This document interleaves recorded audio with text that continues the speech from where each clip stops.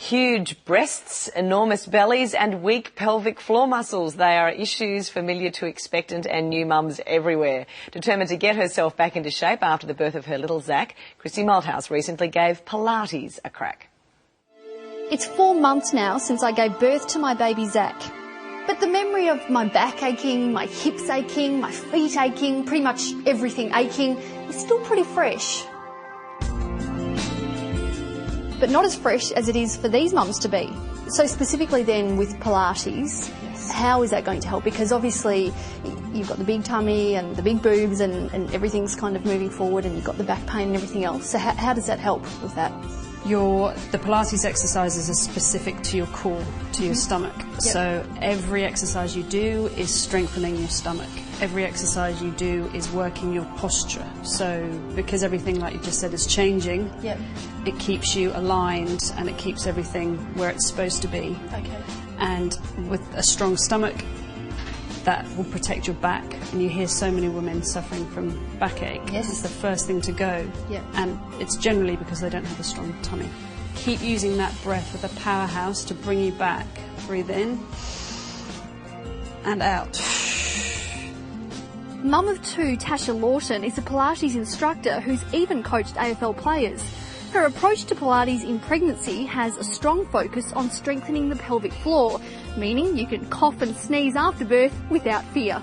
And the stomach muscles that you are training when you're doing Pilates are your deep transverse abdominis muscles, yep, which are the ones that you actually use to push the baby out. So if they're strong, I think that gives you confidence in itself as, yep, well, knowing that you have the strength. Breathe in again.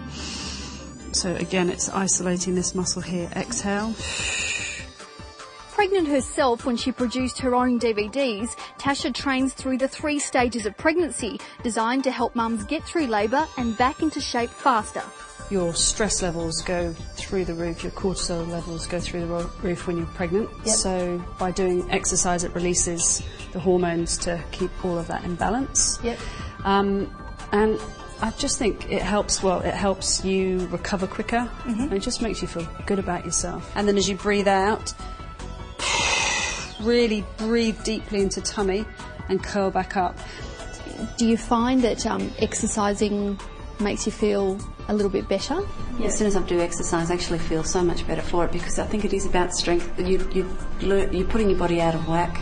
Yep. So you're leaning forward instead of being in the right position. And I get quite a bad back, yep, and a lot of tightness, so it makes you feel good, yep, and it also helps with all the sort of slight injuries that you may have. The more your toes down, slow down, Misty. And Tasha believes that her approach to Pilates will help mums to be more than just physically. Unless you've had previous miscarriages or, complications. Yep.